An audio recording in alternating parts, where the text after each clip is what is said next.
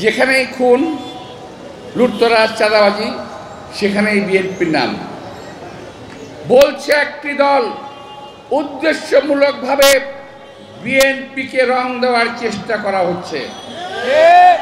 উদ্দেশ্যমূলকভাবে বিএনপিকে আজকে জনগণের সামনে আসামির কাঠগড়ায় দাঁড় করানোর চেষ্টা করা হচ্ছে। এটা আমরা খুব ভালো বুঝি। কয়েকদিন আগে সাংবাদিক তুহিনকে হত্যা করা হলো গাজীপুরে, বলা হলো বিএনপির লোক। আসলে তো না।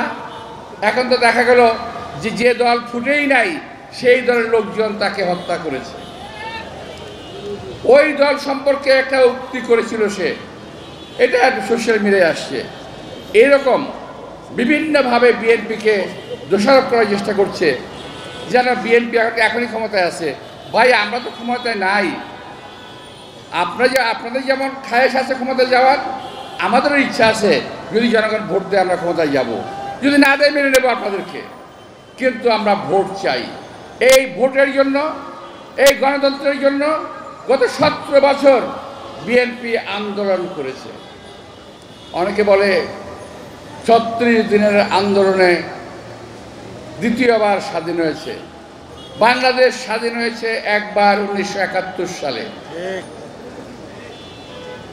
লক্ষ লক্ষ শহীদের রক্তের বিনিময়ে, অস্ত্রের বিনিময়ে শহীদ রাষ্ট্রপতি জিয়া রহমান স্বাধীনতার ঘোষণা দিয়ে যুদ্ধ করেছিলেন। উনি বাকশালের হাত থেকে এই গণতন্ত্রকে পুনরুদ্ধার করেছিলেন। বাকশালের কথা মনে আছে আপনাদের? বাকশাল জানেন না। একটা দল ছিল দেশে, শেখ মুজিব আওয়ামী লীগ সহ প্যাকেট করে একদল করে ফেলছিল বাকশাল। তার হাত থেকে শহীদ রাষ্ট্রপতি জিয়া রহমান মুক্তি দিয়েছে বাংলার জনগণকে। 7ই নভেম্বর আরেকবার শহীদ রাষ্ট্রপতি জিয়া রহমান বাংলাদেশকে মুক্তি দিয়েছে। আজকে সনদেও নাই, ঘোষণাপত্রও নাই ওনার নাম।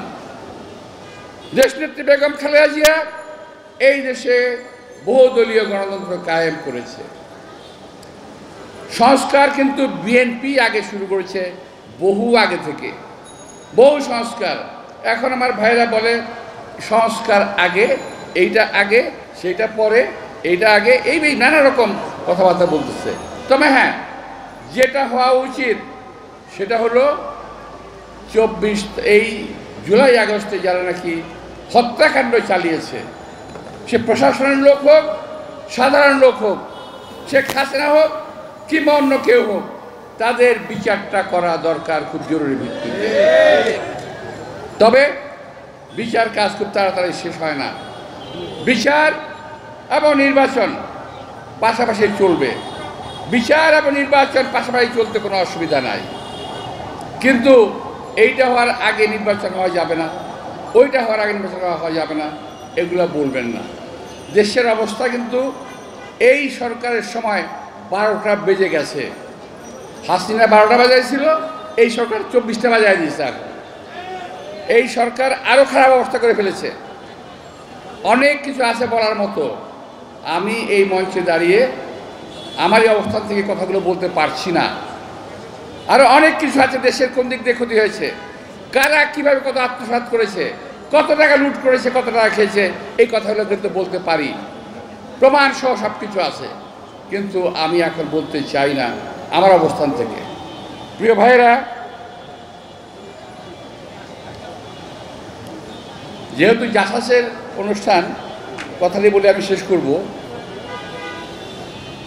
বাংলাদেশের যে আকাশ সংস্কৃতি, এটা কিন্তু এখনো ভারতীয়দের দখলে, এটা এখনো বাংলাদেশের দখলে আসে নাই। এবং এই যে ভারতীয় দখল, এর এজেন্ট হলো সালমান রহমান সাহেব। তার নেতৃত্বেই, তার কোম্পানি দিয়ে এরা চলতেছে এখন পর্যন্ত। আমি মনে করি যেমন আমাদের বাংলাদেশের কোনো টেলিভিশন ভারতের কোনো দেশে অঞ্চলে দেখানো হয় না, দেখানো যায় না। একইভাবে যদি সমতার ভিত্তিতে আমাদের কোনো চ্যানেল ভারতে দেখানো না হয়, ভারতের কোনো চ্যানেল বাংলাদেশে দেখানোর কোনো প্রয়োজন নাই। তো আমার শেষ কথা হলো এটা, যা কিছু হবে সমতার ভিত্তিতে হবে, সম্মানের ভিত্তিতে হবে। প্রতিবেশী দেশ হন আর অনেক দূরের দেশ হন, বন্ধুত্বে আমার শহীদ রাষ্ট্রপতি জিয়া রহমান বলেছিলেন, বিদেশে আমাদের বন্ধু আছে, আমাদের প্রভু নাই। আমরা সেটাই বিশ্বাস করি, বিদেশে আমাদের বন্ধু থাকবে কিন্তু আমাদের কোনো প্রভু থাকতে পারবে না।